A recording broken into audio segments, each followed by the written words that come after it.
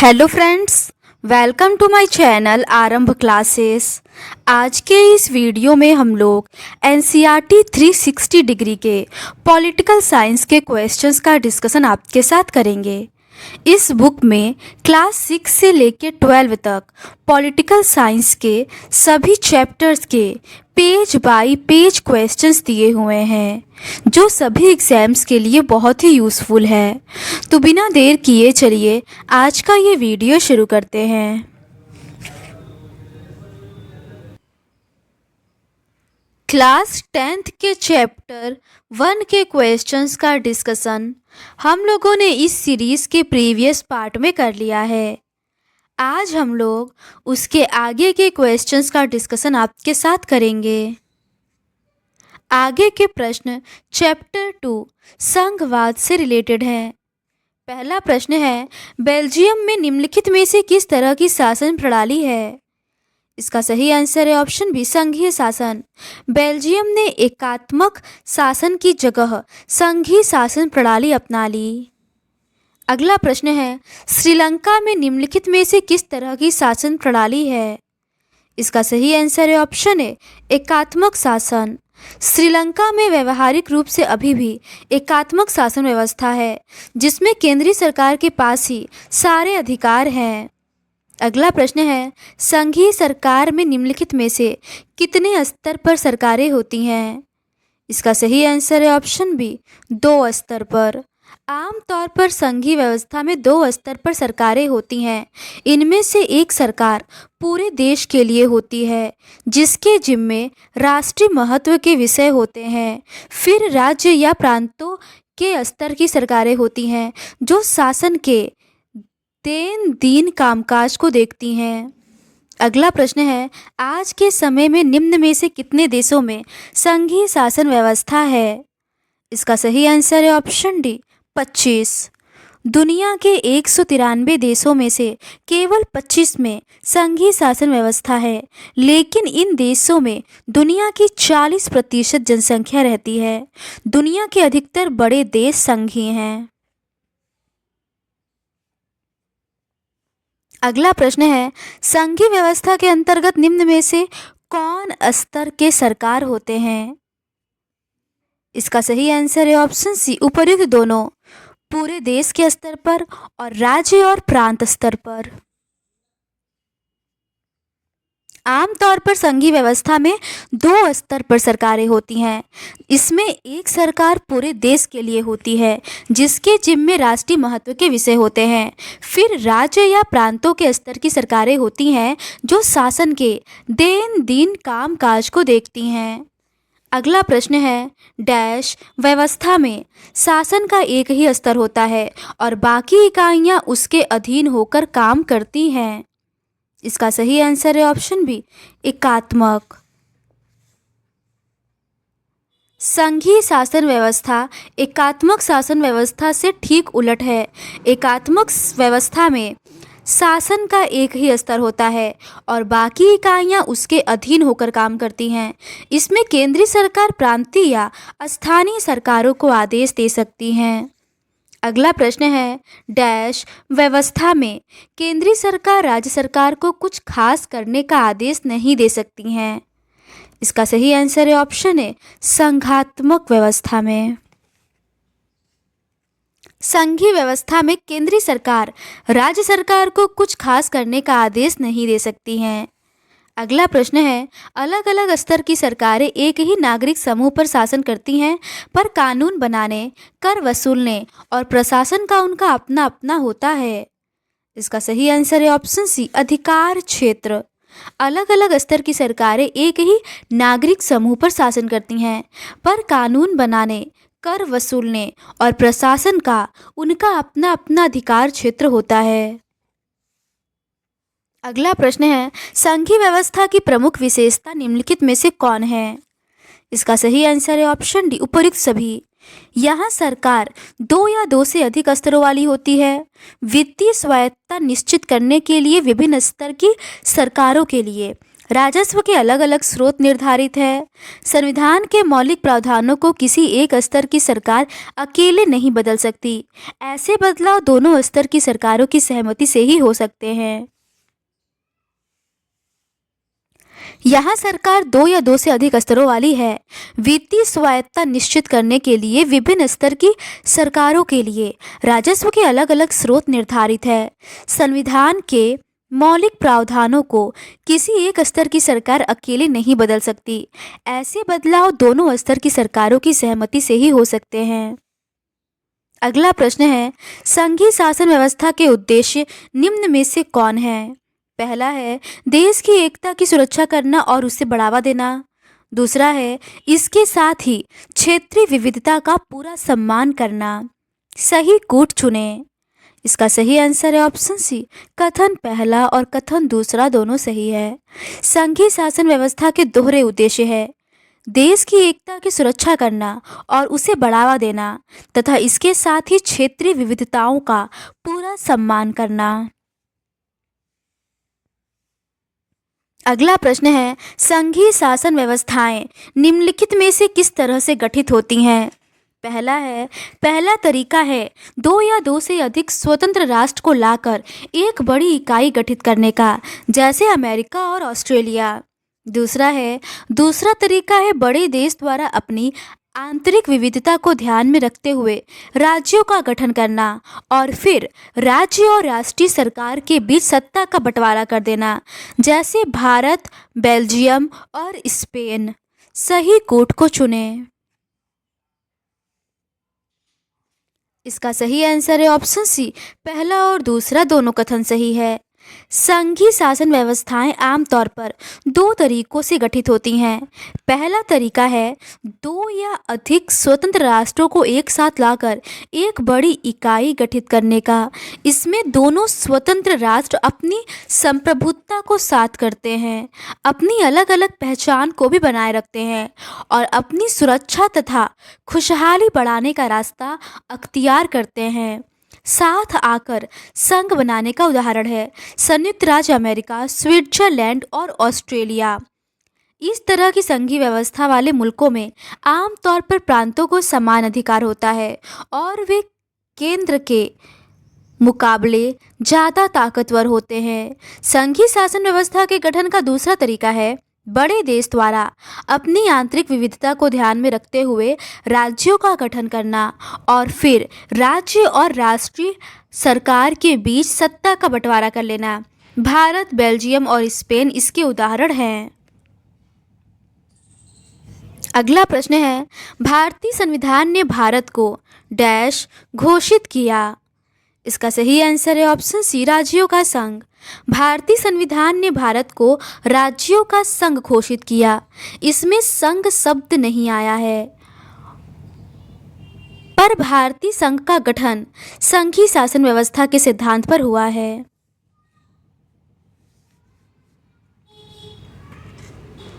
अगला प्रश्न है, संविधान ने मौलिक रूप से कितने स्तरीय शासन व्यवस्था का प्रावधान किया है? इसका सही आंसर है ऑप्शन बी, 2। संविधान ने मौलिक रूप से 2 स्तरीय शासन व्यवस्था का प्रावधान किया है, संघ सरकार और राज्य सरकार। अगला प्रश्न है, संविधान में स्पष्ट रूप से केंद्र और राज्य सरकारों के बीच विधायी अधिकारों को कितने हिस्से में बांटा गया है? इसका सही आंसर है ऑप्शन सी, 3। संविधान में स्पष्ट रूप से केंद्र और राज्य सरकारों के बीच विधायी अधिकारों को 3 हिस्सों में बांटा गया है। ये 3 सूचियां इस प्रकार हैं: संघ सूची, राज्य सूची और समवर्ती सूची। अगला प्रश्न है, प्रतिरक्षा, विदेशी मामले, बैंकिंग, संचार और मुद्रा जैसे राष्ट्रीय महत्व के विषय निम्नलिखित में से किस सूची से संबंधित है? इसका सही आंसर है ऑप्शन सी, संघ सूची। संघ सूची में प्रतिरक्षा, विदेशी मामले, बैंकिंग, संचार और मुद्रा जैसे राष्ट्रीय महत्व के विषय हैं। पूरे देश के लिए इन मामलों में एक तरह की नीतियों की जरूरत है, इसी कारण इन विषयों को संघ सूची में डाला गया है। अगला प्रश्न है, संघ सूची में वर्णित विषयों के बारे में कानून बनाने का अधिकार सिर्फ डैश को है। इसका सही आंसर है ऑप्शन डी, केंद्र सरकार को। संघ सूची में प्रतिरक्षा, विदेशी मामले, बैंकिंग, संचार और मुद्रा जैसे राष्ट्रीय महत्व के विषय हैं। पूरे देश के लिए इन मामलों में एक तरह की नीतियों की जरूरत है। इस कारण से इन विषयों को संघ सूची में डाला गया है। संघ सूची में वर्णित विषयों के बारे में कानून बनाने का अधिकार सिर्फ केंद्र को है। अगला प्रश्न है, पुलिस, व्यापार, वाणिज्य, कृषि और सिंचाई जैसे प्रांतीय और स्थानीय महत्व के विषय निम्न में से किस सूची से संबंधित है? इसका सही आंसर है ऑप्शन बी, राज्य सूची से। राज्य सूची में पुलिस, व्यापार, वाणिज्य, कृषि और सिंचाई जैसे प्रांतीय और स्थानीय महत्व के विषय हैं। राज्य सूची में वर्णित विषयों के बारे में सिर्फ राज्य सरकार ही कानून बना सकती है। अगला प्रश्न है, राज्य सूची में वर्णित विषयों के बारे में सिर्फ कानून बनाने का अधिकार किसको है? इसका सही आंसर है ऑप्शन ए, राज्य सरकार को। राज्य सूची में वर्णित विषयों के बारे में सिर्फ राज्य सरकार ही कानून बना सकती है। अगला प्रश्न है, केंद्र और राज्य दोनों के लिए महत्व रखने वाले विषयों को किस सूची में रखा गया है? इसका सही आंसर है ऑप्शन सी, समवर्ती सूची में। समवर्ती सूची में शिक्षा, वन, मजदूर संघ, विवाह, गोद लेना और उत्तराधिकार जैसे वे विषय हैं जो केंद्र के साथ राज्य सरकारों की साझी दिलचस्पी से आते हैं। इन विषयों पर कानून बनाने का अधिकार राज्य सरकारों और केंद्र सरकार दोनों को ही है, लेकिन जब दोनों के कानूनों में टकराव हो तो केंद्र सरकार द्वारा बनाया गया कानून ही मान्य होता है। अगला प्रश्न है, निम्न में से किस पर राज्य सरकार कानून बना सकती है? इसका सही आंसर है ऑप्शन डी, उपर्युक्त सभी। पुलिस, व्यापार और वाणिज्य पर। राज्य सूची में पुलिस, व्यापार, वाणिज्य, कृषि और सिंचाई जैसे प्रांतीय और स्थानीय महत्व के विषय हैं। राज्य सूची में वर्णित विषयों के बारे में सिर्फ राज्य सरकार ही कानून बना सकती है। अगला प्रश्न है, केंद्र और राज्य सरकार द्वारा जब एक ही विषय पर बनाए गए कानून पर आपसी टकराव होता है तो किस सरकार द्वारा बनाया गया कानून मान्य होता है? इसका सही आंसर है ऑप्शन बी, केंद्र सरकार। जब दोनों के कानूनों में टकराव हो तो केंद्र सरकार द्वारा बनाया गया कानून ही मान्य होता है। अगला प्रश्न है, शिक्षा, वन, मजदूर संघ, विवाह, गोद लेना और उत्तराधिकार जैसे विषय निम्न में से किस सूची से संबंधित है? इसका सही आंसर है ऑप्शन सी, समवर्ती सूची से। समवर्ती सूची में शिक्षा, वन, मजदूर संघ, विवाह, गोद लेना और उत्तराधिकार जैसे वे विषय हैं जो केंद्र के साथ राज्य सरकारों की साझी दिलचस्पी में आते हैं। अगला प्रश्न है, समवर्ती सूची के विषयों पर कानून बनाने का अधिकार निम्न में से किस सरकार के पास होता है?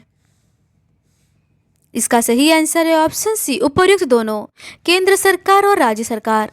समवर्ती सूची में शिक्षा, वन, मजदूर संघ, विवाह, गोद लेना और उत्तराधिकार जैसे वे विषय हैं जो केंद्र के साथ राज्य सरकारों की साझी दिलचस्पी में आते हैं। इन विषयों पर कानून बनाने का अधिकार राज्य सरकारों और केंद्र सरकार दोनों को ही है।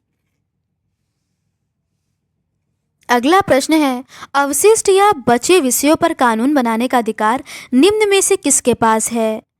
इसका सही आंसर है ऑप्शन बी, केंद्र सरकार के।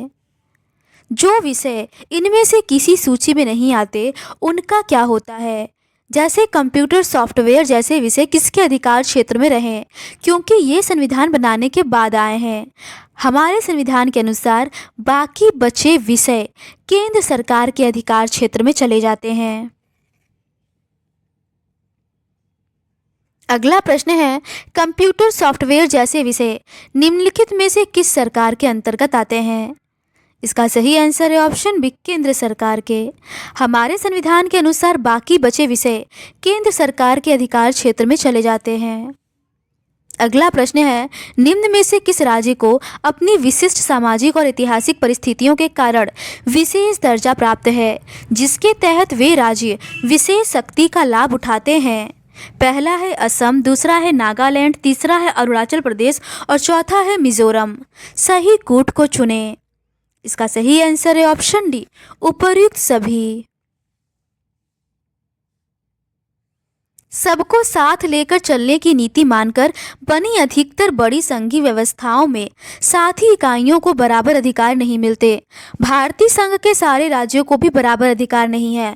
कुछ राज्यों को विशेष दर्जा प्राप्त है, जैसे कि असम, नागालैंड, अरुणाचल प्रदेश और मिजोरम अपनी विशिष्ट सामाजिक और ऐतिहासिक परिस्थितियों के कारण भारत के संविधान के कुछ प्रावधानों के तहत विशेष शक्तियों का लाभ उठाते हैं। ये विशेष शक्तियाँ स्वदेशी लोगों, उनकी संस्कृति और सरकारी सेवाओं में अधिमान्य रोजगार के भूमि अधिकारों के संरक्षण के संबंधों में स्पष्ट रूप से उपयोगी हैं।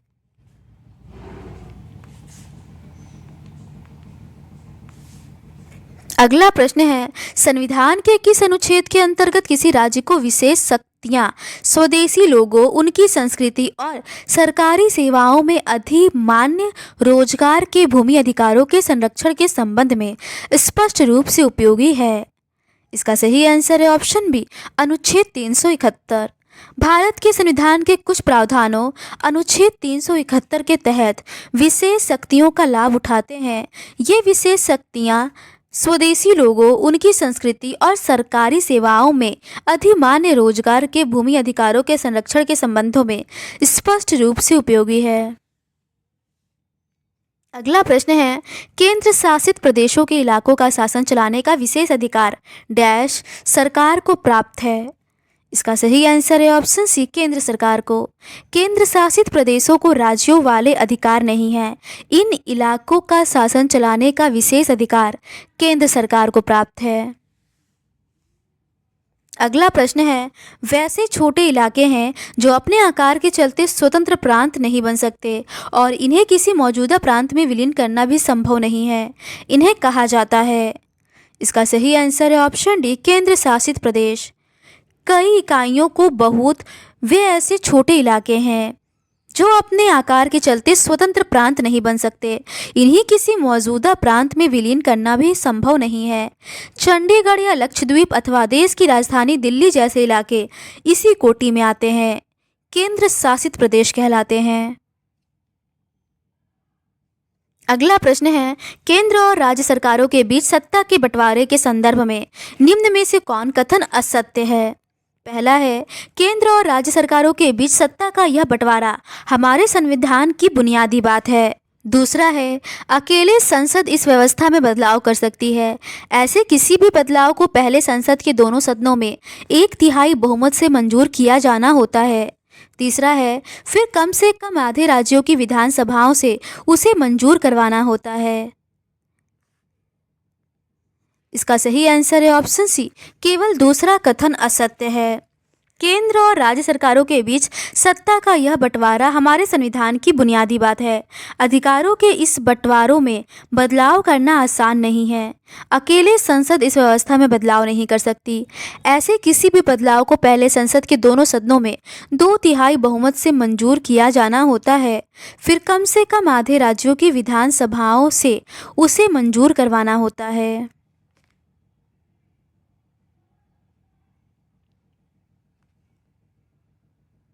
तो आज के इस वीडियो में बस इतना ही। बाकी के रिमेनिंग क्वेश्चंस का डिस्कशन हम लोग इस सीरीज़ के नेक्स्ट पार्ट में करेंगे। अगर आपको ये सीरीज़ पसंद आती है तो please do subscribe to my channel and like this video. Thank you.